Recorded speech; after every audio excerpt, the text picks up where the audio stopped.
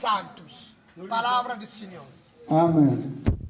En français, Éphésiens 6, le verset 11 à 18. Je lis au nom de Jésus. Revêtez tous les armes de Dieu afin de pouvoir tenir ferme contre le risque du diable.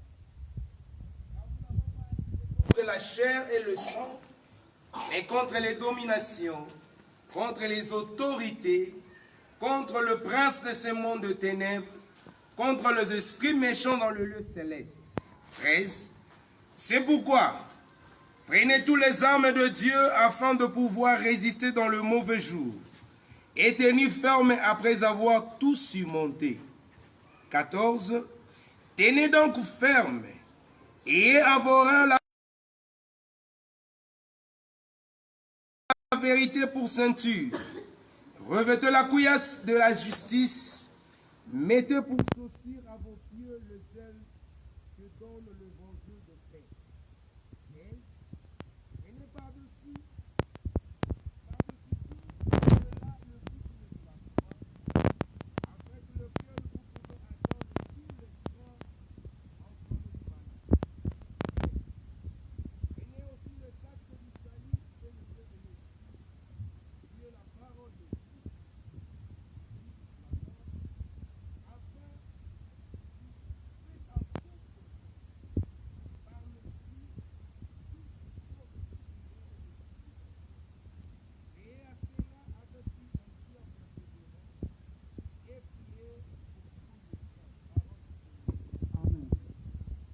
Dieu vous bénisse.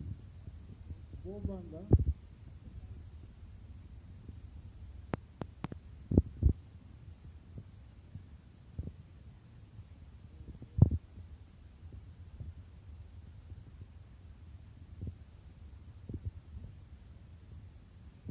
Bon, dans le banque la vie, non? Les autres, les autres, pour la montée, pour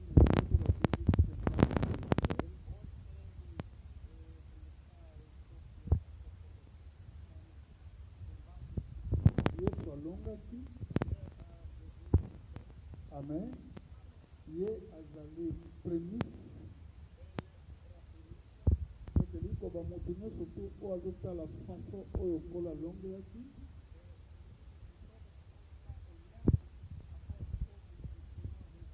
Yote abolonga. Amen. Follow a priaki. Follow a genaki. Yope ezosenga yo okila ozene obondela.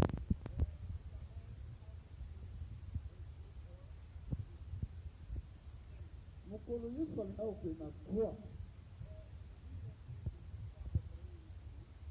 Ayebaki bien ke azokende na croix. Mais esengelaki ye akende kobondela mpaka makasi ya bobutu tuba wana.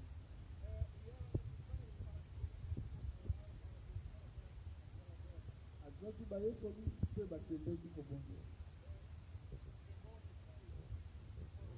Mais pendant que bakomaki esika ya kobondela, Yesu aseloignaki moke na bayekoli.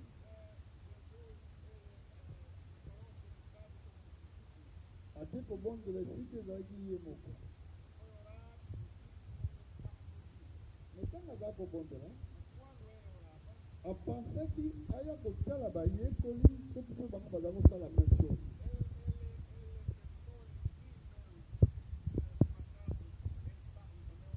Mais ntango ayizofaki akutaki bango bazalaki fatigué balalaki.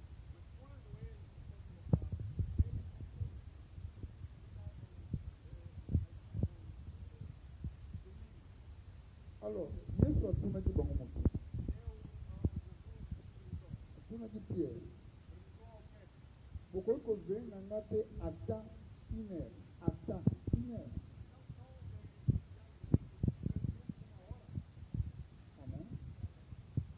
Donc prière à une heure ezali minimum pour la baptisation.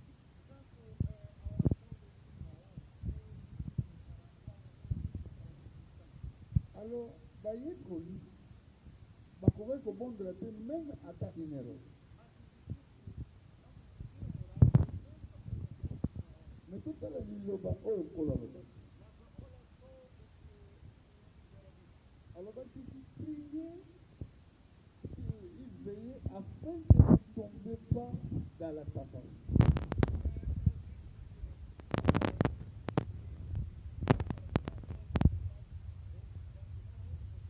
C'est ça très important. Priez, veillez afin que vous ne tombiez pas dans la tentation.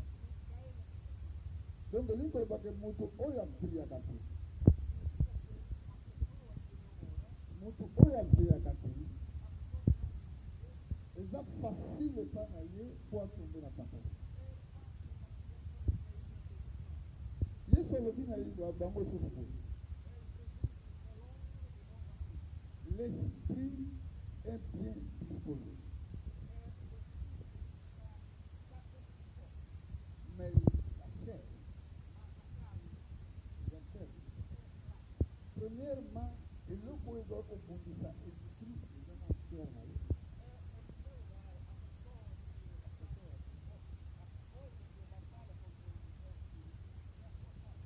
Donc, ce qui est au la domination de la chair, la corps,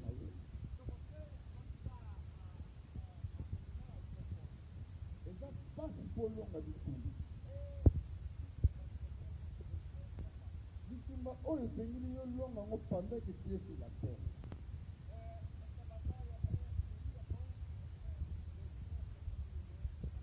C'est que l'apôtre Paul, awa na lingomba ya Efesie, abandi kolakisa église ndenge nini bakoki kosotenir na ndenge nini bakoki kozala liboso na Nzambe.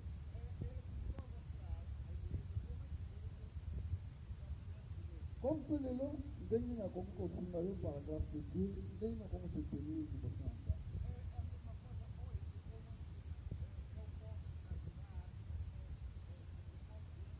Bible le Bible.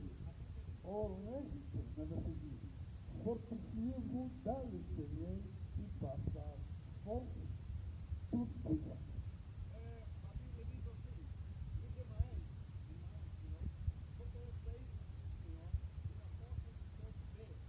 Donc le Seigneur dit non, bon à la macasse, comme vous dites en pico, bon à la force.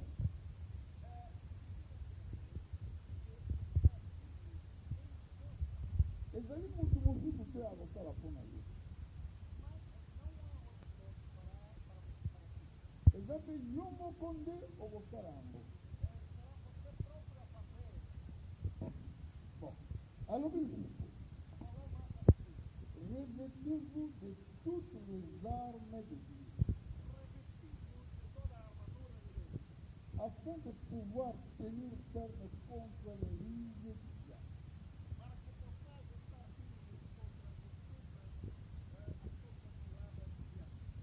Esengeli kolata bibundeli. Bibundeli wana bobundela nani?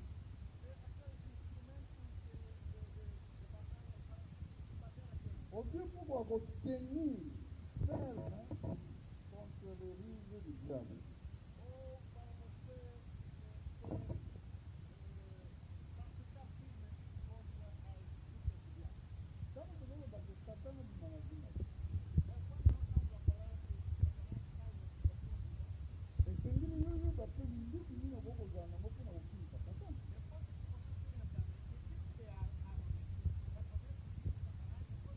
Amen. Sinon, tu as le temple là, toujours dans l'accusation.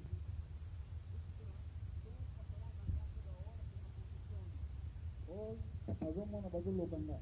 Oh, bazo sala bisobo. Na fanya biso ndekeza na kasa.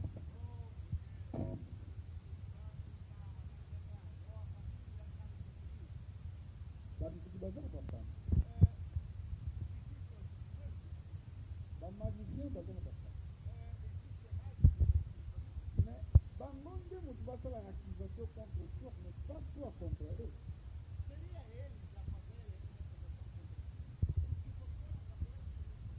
Parce que la Bible a dit que notre vie est cachée en Christ.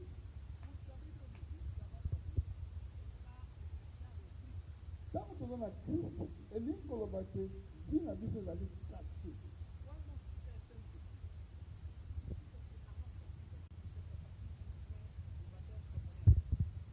Na verset 12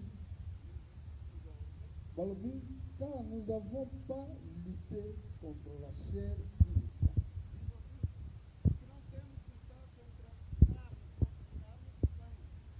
eza tomutala na bato te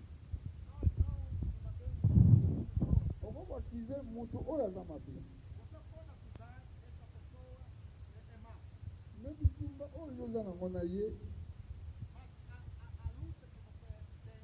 obi ntango ozo kofokalize motu onge azosalanga mabe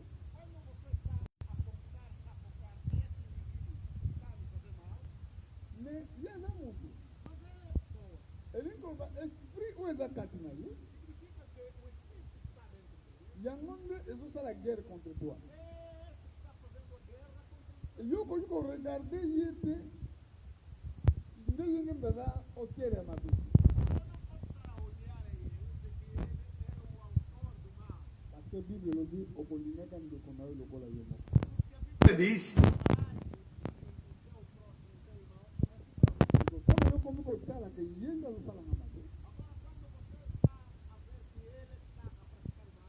okotambola na bolimo na nzambe te okotambola na basusu kristo réellement notre ennemi c'est le diable mais diable autilisaka bato ndenge mpe nzambe autilisaka bato sikoyo yo soki oza kaka na bibundeli oyo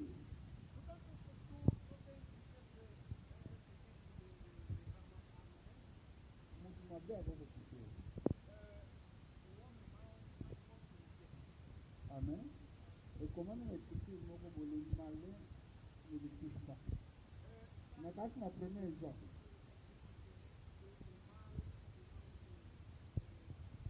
awa apôtre paul alobi tozali kobunda na makila na nzoto tobenda na nzoto to na makila te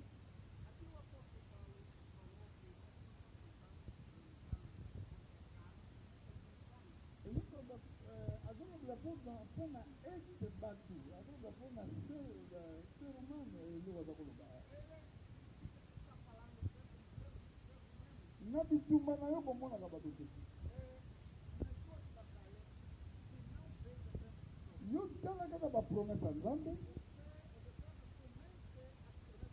ezala na bibundeli oyo nzambe alobi awa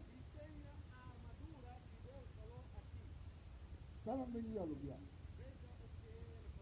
abi tozobunda contre la domination, contre les autorités, contre les princes de ce monde de ténèbres, contre les esprits méchants dans les lieux célestes.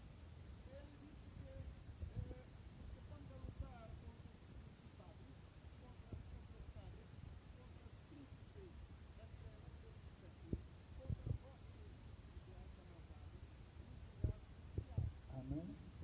Oh là là. Et donc, dans chaque pays, il y a un prince de ténèbres, oyo arimena na mboka wana.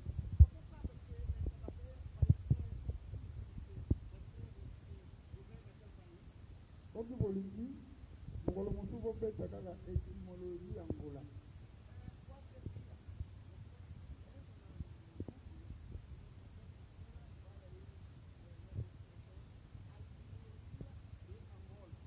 Okoremarke ke Congo oyo eza mpe Congo ya prince ya ténèbres.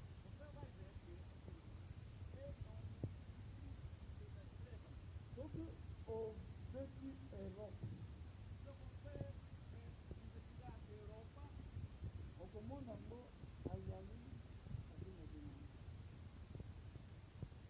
azali plein, aza ya mwasi kutu comprendre, eza kombo moko pene.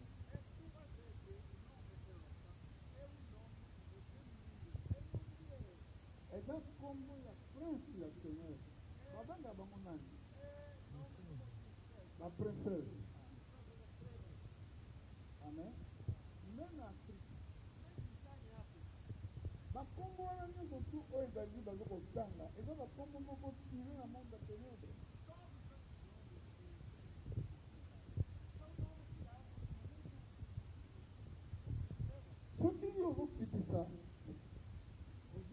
kolemba na ntango kobondela. Crois-moi que oyo abundisaka yo ye alembaka te.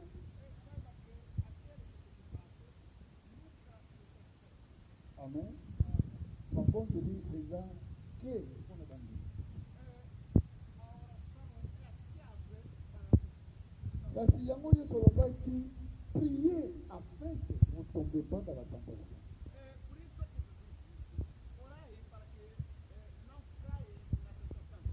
Sikoyo tala ntango alobi bokamata bibondeli sikoyo tala bibondeli nini kozala.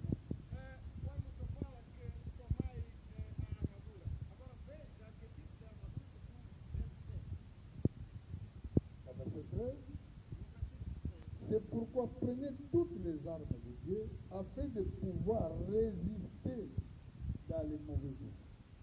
Et tenir ferme après avoir tout surmonté.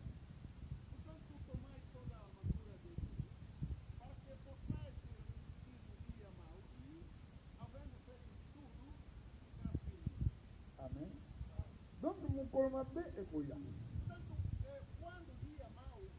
Mais yo, ozobunda la victoire.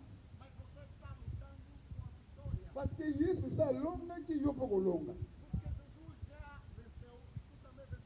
Yango ababi après avoir tout surmonté. Donc il y a moment où tu peux quoi ça mais yo faut surmonter problème yo di bosima.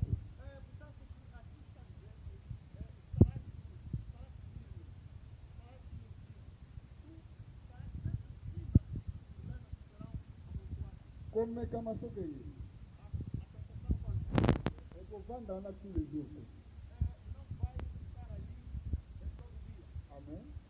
Comme kama soko ya. Mais un chrétien oyo abondelaka mingi akosurmonter. Amen. Po nzambe akokotika te satana domine likolo na yo tout le temps.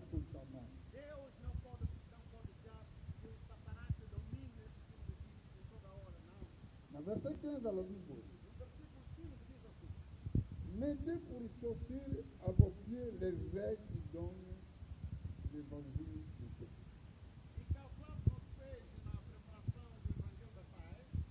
Et lui, un vrai chrétien. Ça, c'est la montumoko à terre à l'évangile. Donc, on a l'évangile, et ça fait arme mobile aux hommes.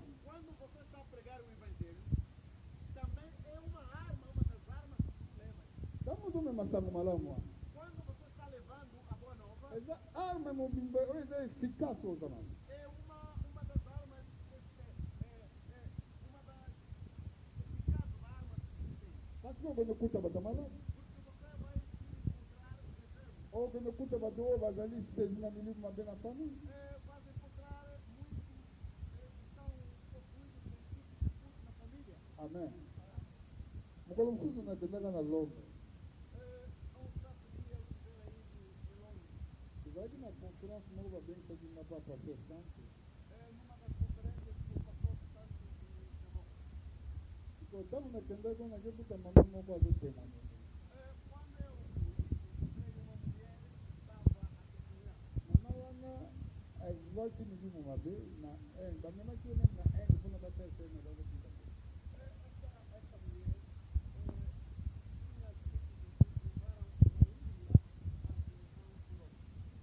mas demônio vai comunicar.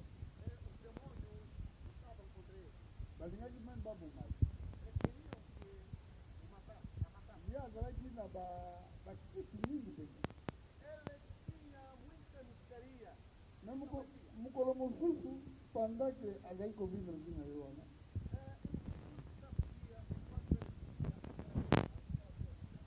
Eles aqui na batista não sabem muito bem como fazer evangelização. Batu bazali kolia pe baza kobondela mpona bango.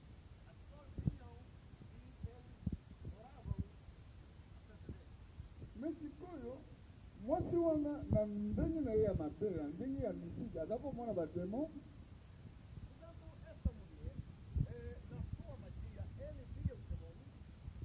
Pe yebaki bademo oyo makambo nini basalaki.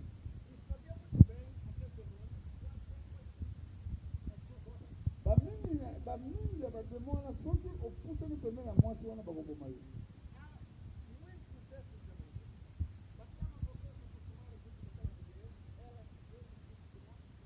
Mais à mon avis, deux hommes de Dieu là, bah il y a qu'on parle de problème là. Mais bah demain bah c'est même aussi ça. Et puis bah solo bah naïe bon, nous bah y côté, so ata tout nous qu'on va y côté.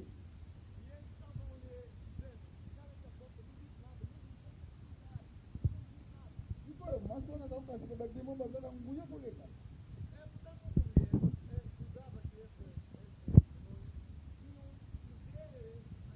Mais nini bazokina mosani na Nzambe. Elimba bakebe kati na kote évangile.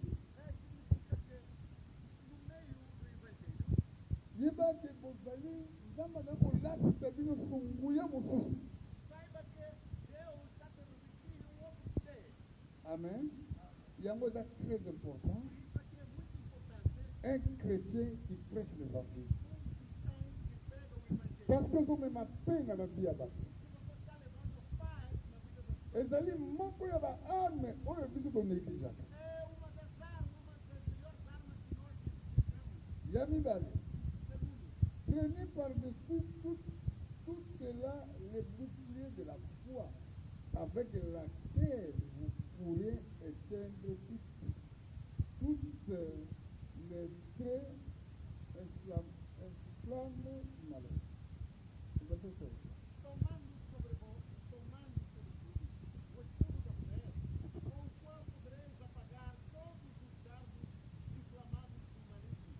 Un vrai chrétien, Verdadeiro cristão, azali oyo azala ntango nyonso na foi. Então, momento tem fé. Esengeli owumela na vi oyo babengi vi ya kondima. Convém que você permaneça na vida, esta que é chamada a vida da fé. Et la foi vient à ce qu'on attend. A vida, a fé, a fé vem naquilo que nós escutamos, Oyo oyoka, aquilo que nós ouvimos. yango nde ezali parole de Christ. Esta é a palavra de Cristo. Ata likambo ezomarche te lelo, Mesmo que algo não está a marchar bem, ata ozangeli lelo, mesmo que você tenha falta hoje, fe obe foi ezopesa yo assurance ke okosurmonte likambo wana. a fé está a dar a esperança de que você vai ultrapassar aquele problema.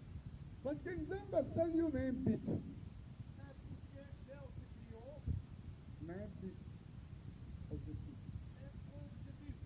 Donc ndenge ovivaka awa na mokili ovivaka te mpo ozwaka baéchec, mais ozali kovivre mpo osurmonte nyonso oyo satana akotia liboso na yo. Portanto, conforme você vive, Carlos, você não precisa parar de mas você vive Todos os obstáculos. yango Nzambe ati baarme ozala na baarme ya kobundela. Por isso é que Deus colocou armas. Armas para se defender. Fo ete diable aza toujours pene na yo. Porque o diabo está todos os dias próximo de ti. Amen. Amém. Tolanda malamu eloko oyo. Vamos seguir muito bem esta coisa. Balobi, prenez aussi le casque du salut, l'épée d'esprit qui est la parole de Dieu. Na verset 17.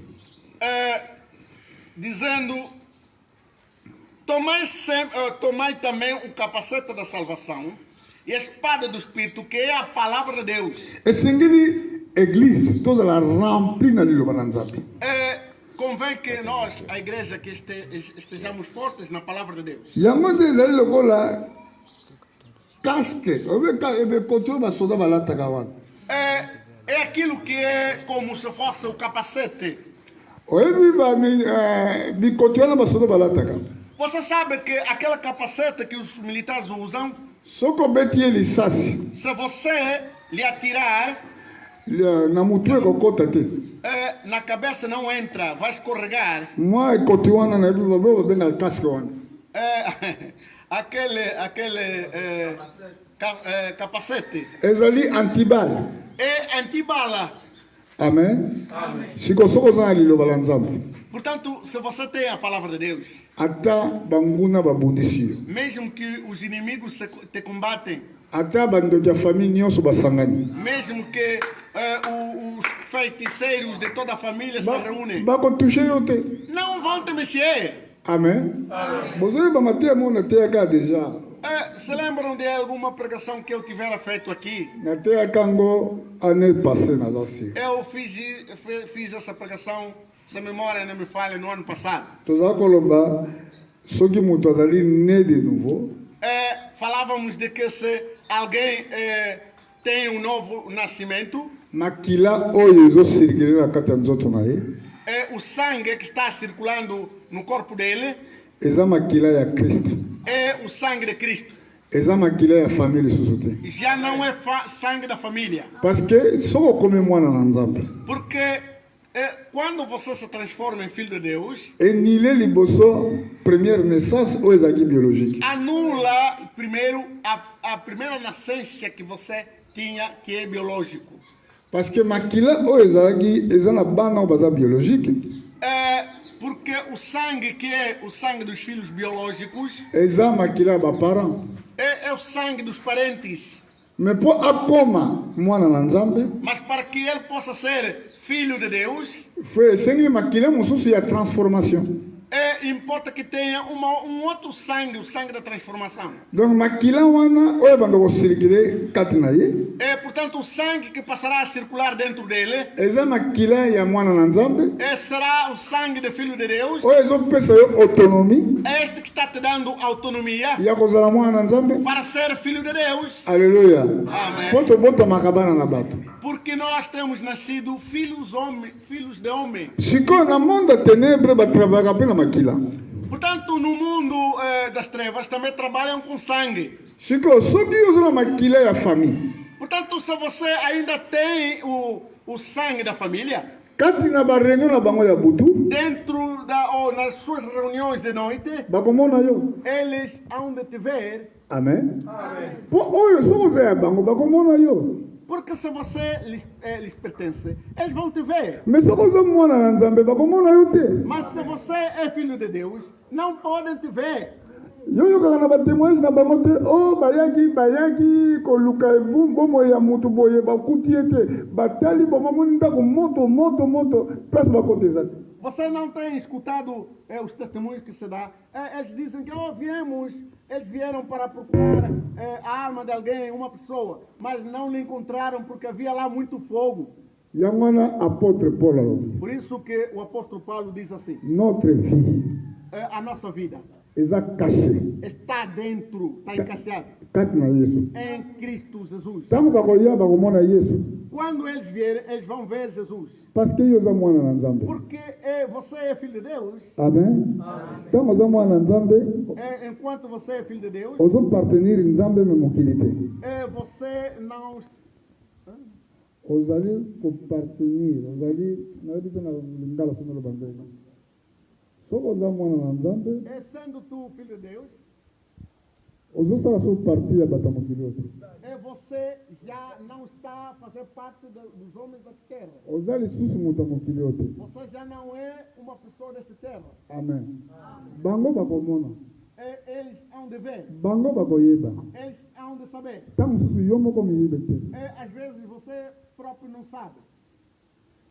Yango esengeli na biso tozala na casquette wana ya sali, qui est la parole de Dieu. Por isso, importa que cada um de nós tenha aquele capacete, que é a palavra de Deus. Ntango moto azobundisa yo, Quando alguém está a te combater, obe ntango baesprit mabe yo kobundisa yo, ou quando os espíritos maus estão a te combater, kende koyiba, estão a te mandar, vai roubar. yo olobi ekomama, Você vai dizer, está escrito, nakoki koyiba te. não posso roubar. Kende kosalaki ndumba, Vai prostituir, ekomama, está escrito, nakosalaki ndumba te. não posso fazer prostituição. Yesu aza koloba bongo na satani, Jesus falava assim ao Satanás, bongo na mabanga ekoma mapolia, transforma as pedras em pão para você comer. ekomama, Está escrito. moto akobika kaka na kwanga te. O homem não será salvo somente pelo Me na pão, maloba nyonso oyo nzambe mas alobi. pela palavra, de toda a palavra que Deus falou. Fukamela ngai, Ajoelha diante de mim, ekomama, está escrito. okofukama mevelo nzambe yo wana mpe kosala. Ajoelharei ou ntango oza na liloba na nzambe quando você tem a palavra de Deus, mabe moko ekokolonga yo te nenhum mal poderá te vencer. mpo liloba na nzambe ezwaka eshek te Porque a palavra de Deus não é derrotada. nzambe azwaka eshek te É Deus não derrotado. me sikoyo baarme wana yo fo ozala nango Mas, portanto, é necessário que você tenha esse armamento. soki oza nango te monguna kolonga yo Se você não tem essa armadura, o Satanás, o inimigo vai te vencer. soki monguna alongi yo okende na lifelo Se o inimigo te vencer, então irás no inferno. amen tokomona yango Ó, iremos ver isso. yango ekomami na verse nakanisi na verse 18 Está escrito, por memória nacional, no versículo 2. faites tout le temps par les faites tout le temps par l'esprit toutes sortes de prières et de supplications. Veillez à cela avec une entière persévérance et priez pour tous les saints.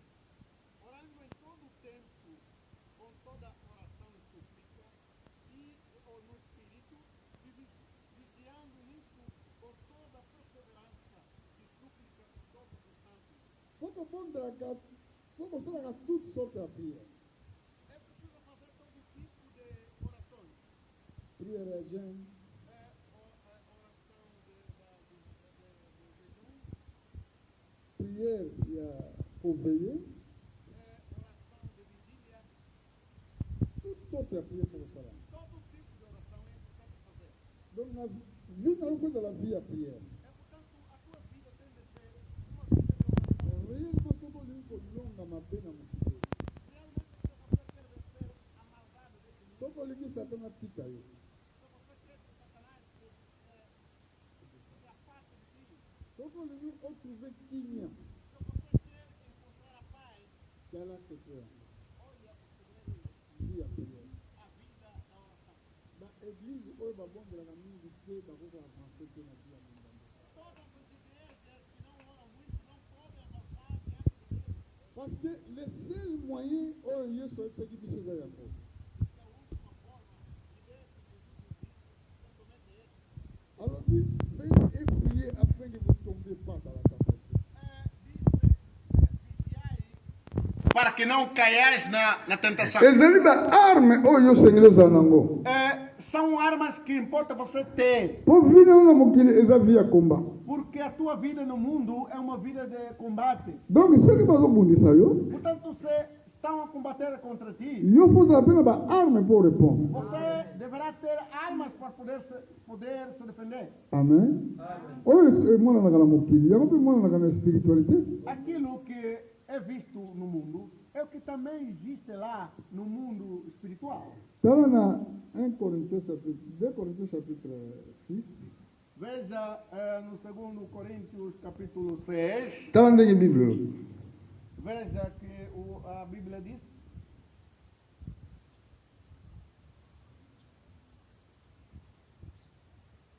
tanga na verset 7 leia o versículo 7. 2 Corinthiens 6, le verset 7, aujourd'hui au nom de Jésus. Par la parole de vérité, par la puissance de Dieu, par les armes offensives de la justice, au milieu de la gloire et de l'ennemi, au milieu de la mauvaise et de la bonne réputation, étant regardé comme imposteur, quoique verdict, comme inconnu, quoique bien connu, comme mauvais, et voici nous vivons, comme châtié, quoique nous nous aimons, comme accusé, et nous sommes toujours joyeux. amen yoka natelemika na verset 7 Eu estou par les paroles de la vérité na palavra da verdade, par la puissance de Dieu o poder de Deus, par les armes offensives pelas armas da justiça. portugais ndenge portugais ndenge eza ofete elobi kuna arme de justice moto elobi ndenge Talvez que não falou a mesma coisa em português, apelei diferente. ba balobi offensive ezali justice te ofensiva não é difícil. Offensive elingo lobandeni. A ofensiva, o que quer dizer isso? Então tem na net na bitumba. Se você ir, por exemplo, na batalha, Então babi ba benga zimite babi avança bozo mata. Bino bozo kokende bozo requilete. Então ba benga bozo la offensive. nós que quando utilizar aquilo que é assim, quando os textos são assim, avançam, vocês estão aí da frente. Se você voltar atrás, você morre. Donc siko elingo lobande tozala ba arme moko ya offensive. Eza ke soko ba attaquer yo oza pe na droit olandela bato wana otaquer bango jusqu'au bout. Portanto, nós temos armas, normalmente ofensivas. Quer dizer, quando tu és atacado, você deve se defender e vai também na ofensiva contra ele. Siko babi ba arme mosusu eza défensive. Há outras armas são defensivas. Ntango bazo kotaquer yo Quando estão te atacando, yo ozozonga você está voltando atrás, mais ozo kose défendre pe. mas também está se defendendo. Défensive elingo bakose défendre. A defensiva significa defender-se. E offensive elingo ba yo nde moto okomi kotaquer. Ofensiva significa que você a atacar primeiro. Amen. Bon, c'est vraiment beau. Soki neti olali mabe parce que ça arrive aussi que olali bien.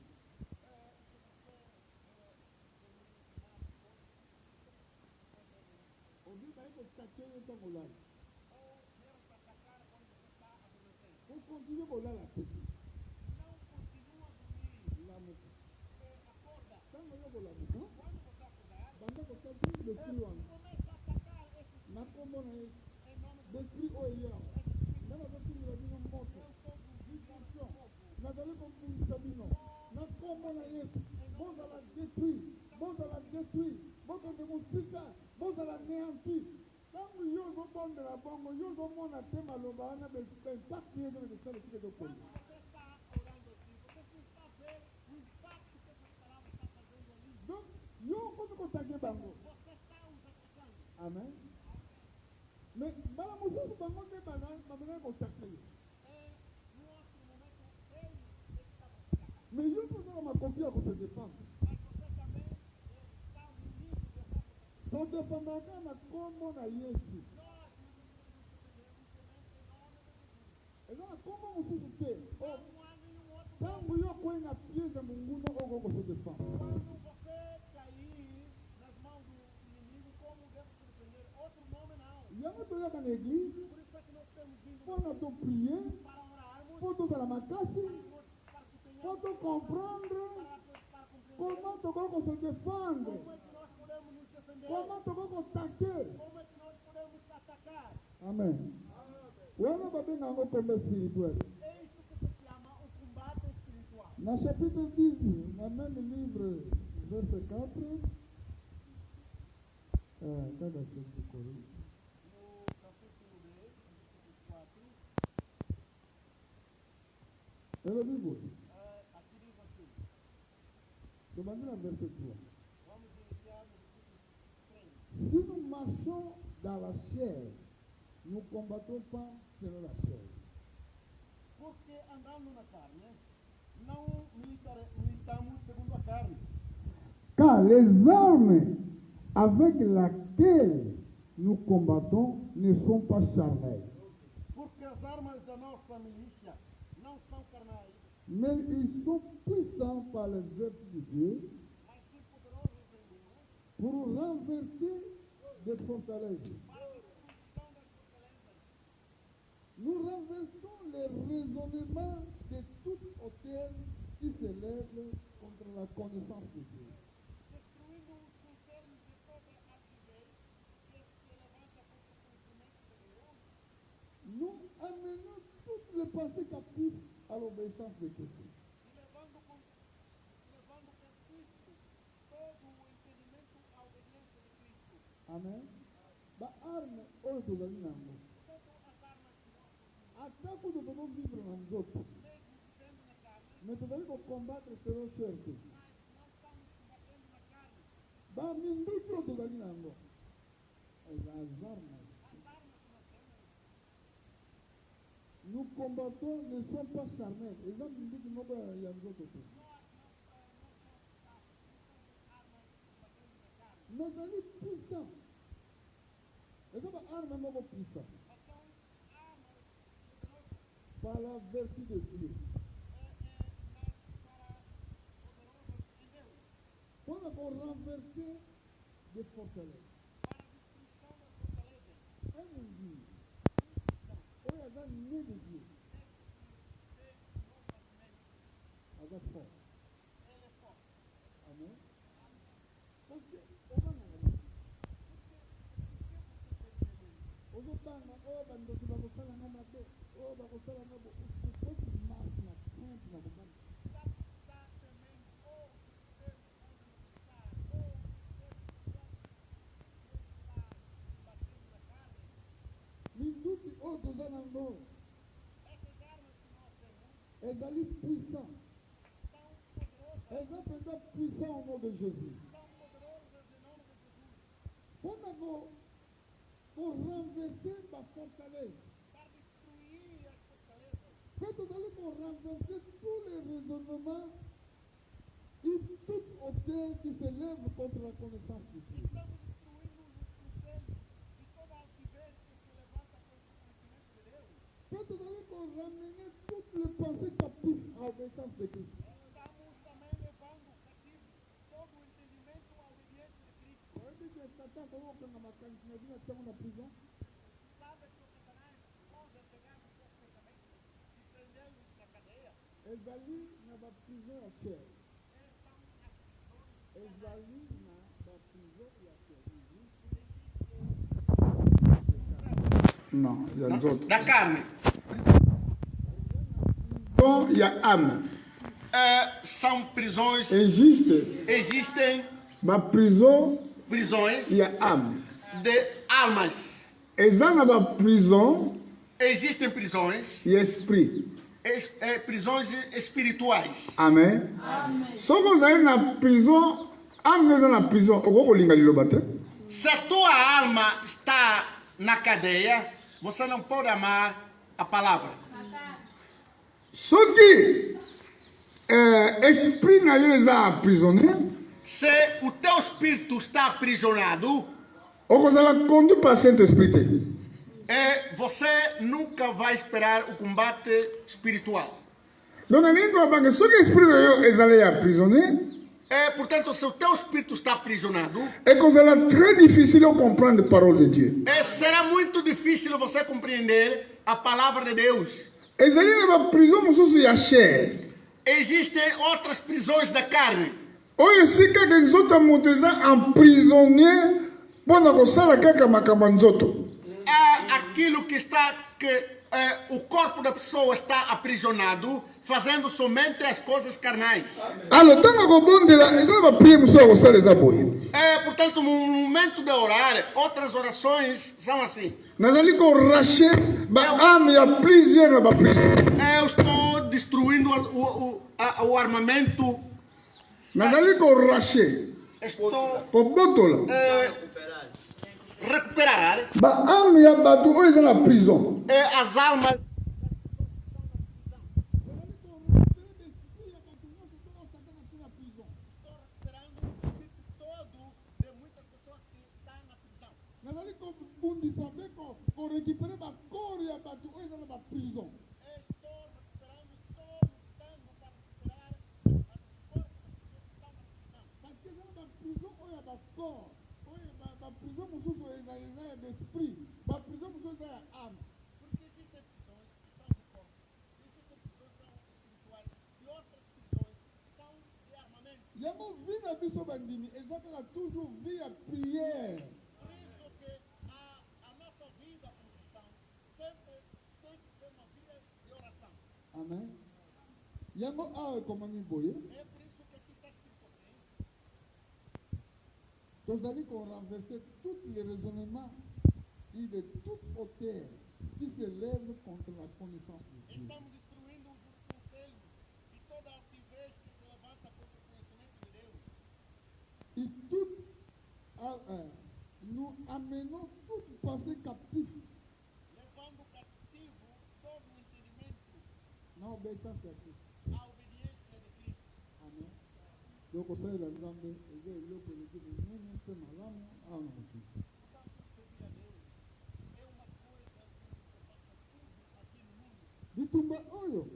moto akosala yango na place na yo aza te.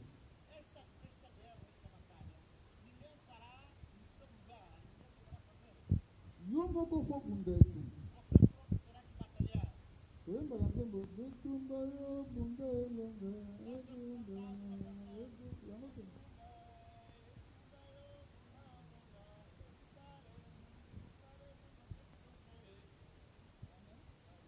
Sikoyo nana kobunda mpo na yo. Agora quem que vai lutar seu nome? Moto akobunda mpo na yo aza te. Pessoa que vai combater no seu lugar não existe. Papa na yo akobundela yo te. O teu pai não vai lutar para ti. Mama na yo akobunda mpo na yo te. A tua mãe nunca vai lutar para ti. Mobali na yo akobunda mpo na yo te. O teu marido não vai lutar para ti. A seu favor. Amen. Yo moko fo bunda bitumba. Você próprio terá que lutar, terá que fazer esse combate. Amen. Foyeba ke ezala mokolo.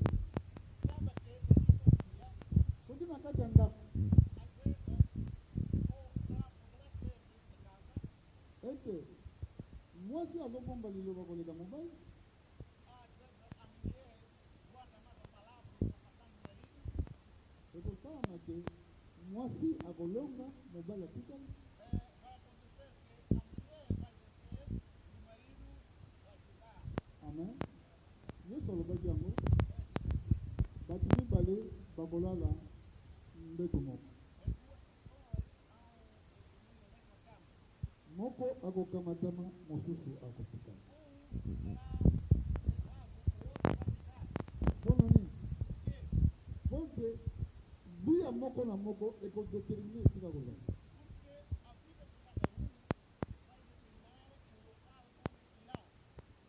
Bato oyo bakolonga na mokili bakozala récompensé par Dieu. Lokola ozona na bomoi kozwa vi na yo lokola eloko kosalama. Sikoyo tozokende kotanga baverse ya bato bakolonga mpe tokosuka.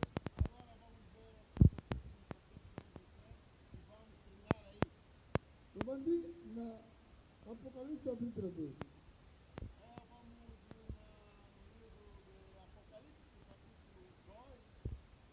Na verset 7.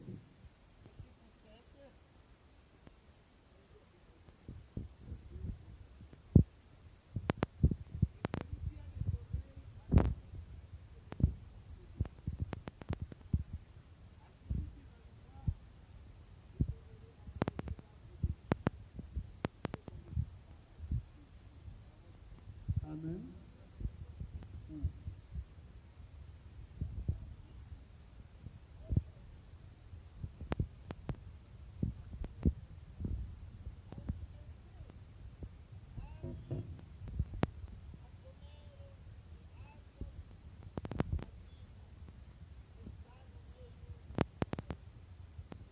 Amen.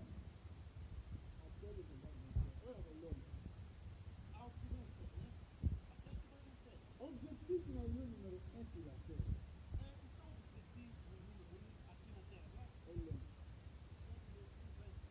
Amen. Ntango oya na mobili objectif na nini? Olonga. Ozokoyeba? Soki ozoya na objectif okoki na moko. Na chapitre 2 verset 11. Tango ya ngai.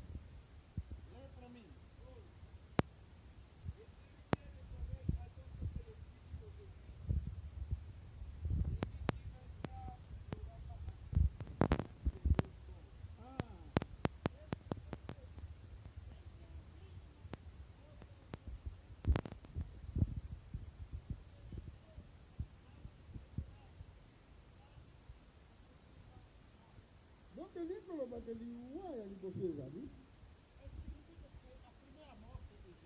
déjà la mort clinique, la mort ya corps oyo mutu nyonso akokufa.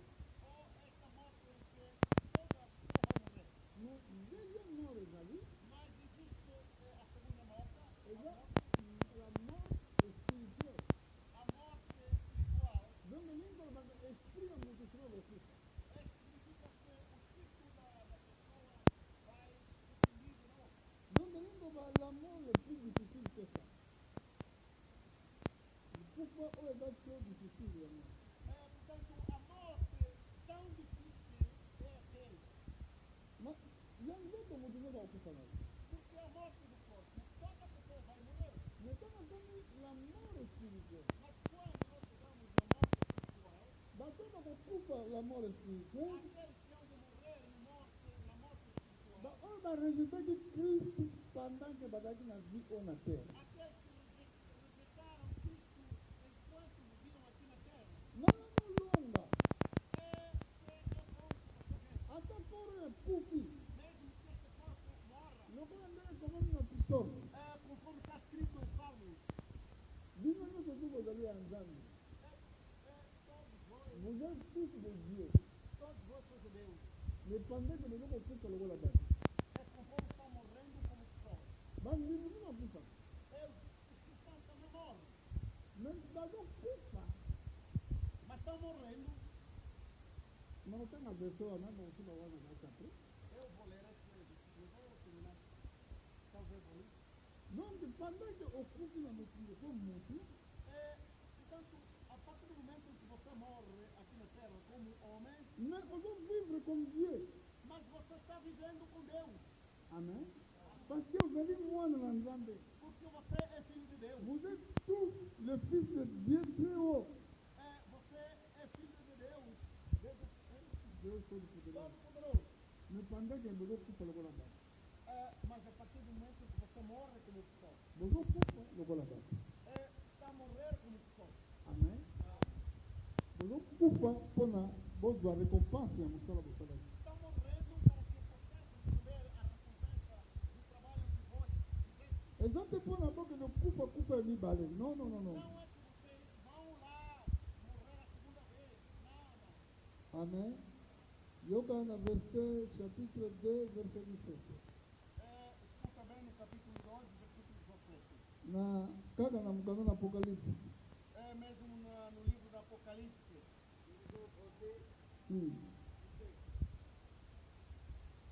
Et celui qui a des oreilles, attend ce que l'Esprit nous écrit. À celui qui vaincra, je la main cachée, et je lui donnerai un caillou blanc. Et sur ce caillou est écrit un nom nouveau que personne ne connaît, si ce n'est que celui qui le reçoit. Parole du Seigneur. Amen. Lemos em português. Quem tem ouvido, ouça o que o Espírito diz às igrejas. Ao que vencer, darei eu a comer da maná escondida, e darei-lhe uma pedra branca, e na pedra novo nome escrito, o qual ninguém conhece senão aquele que o recebe. Aquele que vai vencer. Oya kolonga. Aquele que vencerá. Est-ce que yo yaka na église mpona nini? Será que tu tens vindo cá na igreja por quê? Mpona kolonga? Para vencer? Obi oya kotalaka bato. Ou só tu tens vindo cá observar as pessoas? Alléluia. Ozali kolanda Yesu mpona nini? Estás seguindo Jesus por quê? Mpo kende na lola. Para que possa chegar no reino? Ou bien ozali koaccompagne kaka bato na église. Ou você tem vindo cá acompanhar apenas as pessoas na igreja? Soki ye wana asali te nga mpe na kosala te. Se aquele não fizer o trabalho, eu também não farei. Soki ye akei te nga mpe na kokende te. E se ele não for, também não irei. Est-ce que oyebi combat toza nango? Será que você conhece o combate que nós temos? Est-ce que yo so ozwi toza baarme? Será que você já tem o armamento? Oyebi ntina baarme wana? Você conhece ou sabe o significado dessa armadura? Oyebi ntina oza na mokili. Você sabe o porquê que você existe aqui no mundo? Oza na mokili mpona kolonga. Tu estás cá no mundo para vencer. Chapitre 2, verset 26. No capítulo 2, versículos 26. Nous lisons en français. À celui qui vaincra et qui gardera jusqu'à la fin mes œuvres, je donnerai l'autorité sur les nations. 27. Il le pètera avec une verge de fer, comme on brise le vase d'argile. Ainsi que moi-même, j'en ai reçu le pouvoir de mon Père. 28. et je lui donnerai le toile du matin. 29. Que celui qui a des oreilles attend ce que l'Esprit dit aux églises. Parole du Seigneur. Amém. Graças a Deus. Lemos em português. E o que vencer e guardar até ao fim as minhas obras, eu lhe darei poder sobre as nações. E com vara de ferro se regerá. E serão quebrados como vaso de oleiro, como também recebi do meu Pai, e darei-lhe a estrela de amanhã. Quem tem ouvido, ouça o que o Espírito diz às igrejas. Amém. Oyo akolonga. Aquele que vencer. Eza na singulier. Está no singular. C'est lui qui vaincra. É aquele que vencer. Ezali te ke bazoloba na pluriel ke bato nyonso bakolonga te, mais c'est lui en singulier. Não está no plural, não está a falar aqui em plural, que todos vão vencer, mas aquele que vencer. Siko soko oza na susi olonga, Se você tem a preocupação de vencer, okwea te, é para que não caias. esengeli osala attention na makambo Yesu azoloba na yo. Importa que você preste atenção em tudo quanto Jesus Cristo fala. Osala attention na bapromese ya Nzambe. Que tenha atenção nas promessas de Deus. Olandaka bato te, Que não siga pessoas, olanda kaka Yesu. que siga somente Jesus. Nayebi mosala na Nzambe moko aza koyemba nzembo oyo boye. Há um servo de Deus que tivera cantado assim. Nga nalanda moto te,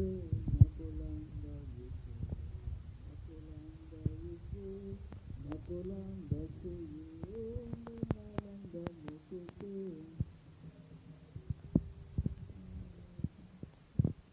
Nakolanda se, yo olanda moto te. Parce que tala ndenge bakomi. C'est lui qui vaincra. Donc devant la cingre. Amen. Bato mibale bakolala ndoto moko. Moko badimi.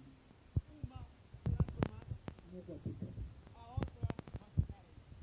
Oyo soko ozonéglige maloba Nzambe. Soko ozokanisaki Nzambe azomona yo te. Soko ozokanisaki Nzambe azokipe yo te.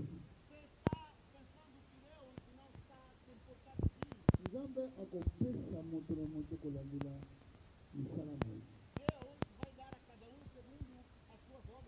Abosani misala moko na moko te.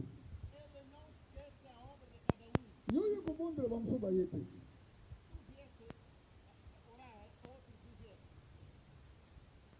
Kokanisa teke Nzambe amoni te. Obi Nzambe amoni te. Nzambe amoni. Mais ntango okoma jour ya récompense, akobosana mokolo oyo. Não vai esquecer este dia. Ntango ozopesa dime, Quando você está dando o dízimo, ntango ozopesa baofranda, quando você está dando ofertas, Nzambe azomona, Deus está vendo. akorepondre Vai responder kolandela misala na yo. segundo as suas obras. Ntango ozoteya évangile, Quando estás a pregar o evangelho, Nzambe azomona, Deus está vendo. Vai akorepondre responder kolandela misala na yo. segundo as suas obras. Amen. Amen. Misala moko na moko ekoloba. A obra de cada um vai falar. Misala moko na moko ekoganga. A obra de cada um vai gritar. Esengeli olonga batalha. Importa que você vença o Kati batalha. esi na terre, Aqui na terra, folonga. tens que vencer. Tala kala tanso mikolo tikali nango ya kovivre eza nango moke. Veja só, às vezes, os dias que você tem para viver são poucos. Neti biso nde toza boye. Como nós que estamos aqui, Soki se tokokisi deja 60. já completamos 60 anos. Na minimum mpona kovivre. Minimamente para viver. Tokovivre etikali kala 10 ans. Só faltam 10 anos. 10 anos. Soki toke na minimum. Se nós formos no mito. Pastor Mbalazade. Pastor Malazade, não é assim? Bongo na 10 ans, etikali bongo loga na 10 ans. Pardon. Portanto, 10 nesses anos. únicos 10 anos que ficaram, você vai deixar se perder a sua. Ok, não can ele fero na 10 ans. Vai no inferno somente nesses 10 anos. Mas não me supporter. Convém que eu suporte. Amen. Bajene bolo bateke biso tona mikolo belé. Kolobana no bongo te. Bajene bolo bateke biso tona mikolo belé. Vocês os jovens que não falam porque nós ainda temos tempo, muitos anos para viver. Não falam assim. Parce que tu ne même pas. Se me Porque não se sabe que os teus anos vão chegar até nos anos que nós temos. Amen. Logo na promessa que vem a você no versículo, conforme eu tiver prometido, eu vou vos dar esse versículo. Bilo bozali bana lanzape. Vós sois filhos de Deus. Bozali ko kufala moki logola bato. Está a morrer aqui no mundo como homens. Mais toza banzambe. Mas somos de Deus. Pona ni toza banzambe. Por que somos de Deus? Parce que moi na lion za lion. Porque o filho de leão é leão. Est-ce que vous ne pouvez pas banana nzambe? Será que vocês não sabem que são filhos de Deus? Bon dima que você banana nzambe. Vós tendem a acreditar que são filhos de Deus? Só que você dima. Même quand on sort pour makamusu nzambe, oyo asa makamusu oyo nzambe asali boko salango. Se vocês são filhos de Deus, portanto, têm capacidade de fazer aquilo que Deus também fez. Ndengi. Como? Yesu alobaki so bona foi. Jesus tivera dito, se tiveres a fé, boko loba na ngomba. Dirige ao monte. Elonga ngomba pelonga. A parte daqui, o monte vai sair. Soko za mwana nzambe. Se você é filho de Deus, ondimi ko za mwana nzambe. Creias que você é filho de Deus. Maloba no na pouvoir. As suas palavras têm poder. Ya ko longola obstacle. De tirar o obstáculo. Telemina nzila vina. Esse que está de pé no teu caminho. Bozali puissant plus que diable. Vocês são poderosos mais que o diabo. Acreditam nisso? As vossas palavras têm poder ultrapassando o Satanás. Porque Jesus disse: vós andareis em cima dos escorpiões. Andareis por cima das serpentes. Il n'y a rien qui pourra vous ennuyer. E nada vai vos acontecer. Ennuyer na France, na Portugal, balbandé. Il n'y a rien qui pourra vous ennuyer. Na português. Em português, ennuyer. Como é que está? Como é que é? Luc 10, 19. Tangamo. Leia em Lucas 10, 19.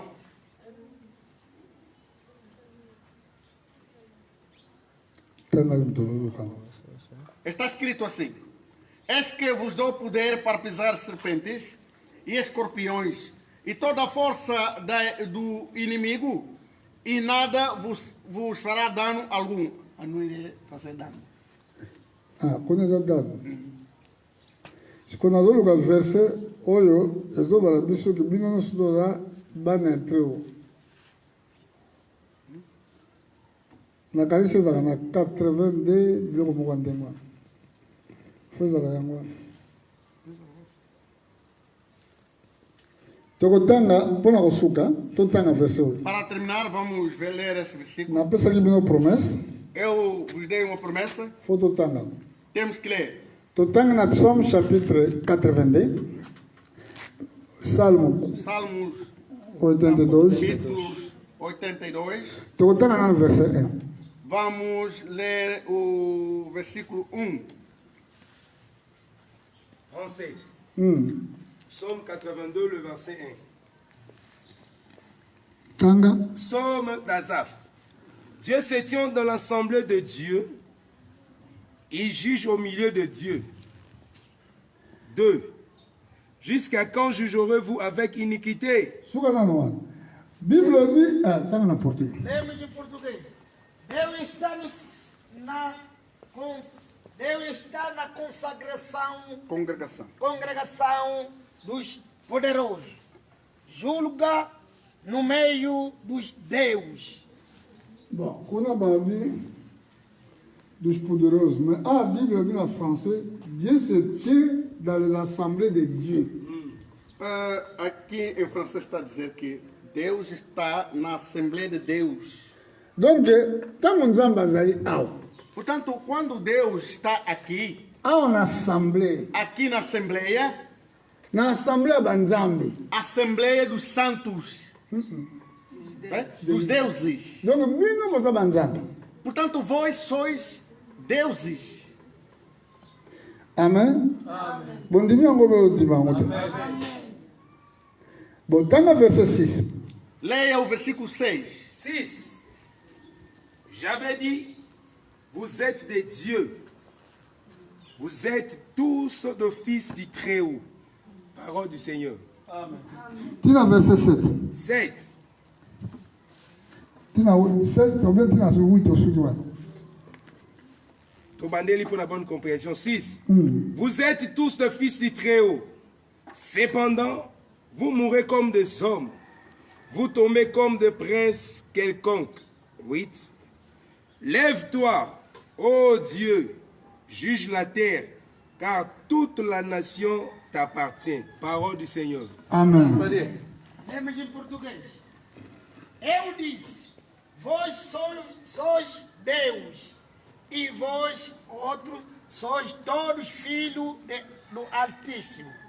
Todavia, como homem morrereis, e caireis como qualquer dos príncipes. Levanta-te, ó Deus, julga a terra, pois te pertence todas as nações. Amen. Bino nyonso boza banzambe. Todos vós sois de Deus. Bino nyonso boza na bana na nzambe na likolo. Vós todos sois todos filhos do Altíssimo. Mais pendant que beaucoup font appel au bato. Conforme morrem como pessoas. Amen. Muito akufi. Oh, frère Gingande akufi. Oh, pessoa morreu. Oh, irmão fulano faleceu. Mais le colo casako marche na colo. Mas conforme ele andava com Deus, o Senhor, aqui ko pema. ele foi descansar. Azongi na ndako ya papa. Ele regressou na casa do Pai. Amen. Tika te misala na yo elongisa yo. Deixa que as tuas obras te façam vencer. Nika bo mi pesa pona kotongela nzambe ndako. Deixa que te entregues para construir o templo do Senhor. Na muke obo zwaka.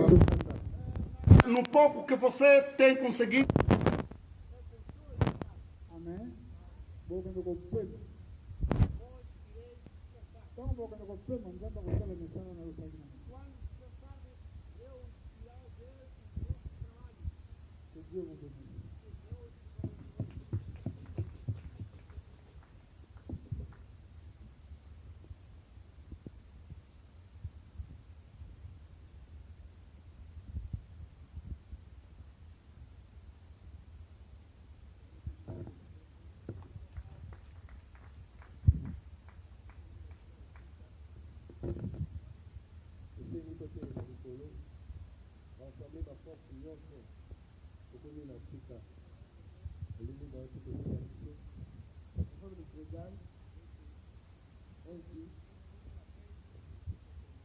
Mais vale o fim do que o início.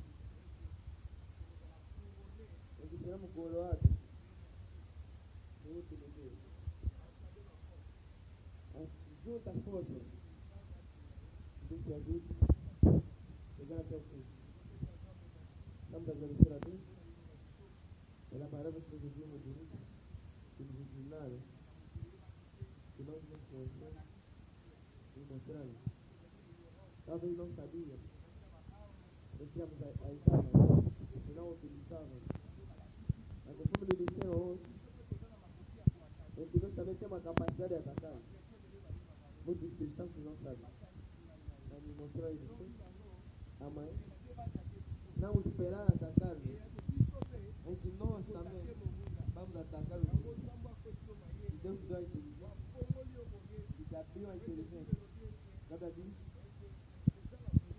falta de conhecimento. Ele está levando o povo de Deus na morte. Aquele que sabe, ele não está morrendo. Tem vida. Ele vai saber como utilizar. Ele está levantando as suas mãos, agradecer a Deus, da graça que Ele fez, de ouvir mais um conhecimento. Porque muitas das pessoas não ouviram. Agradeça a Ele, oremos. Aleluia.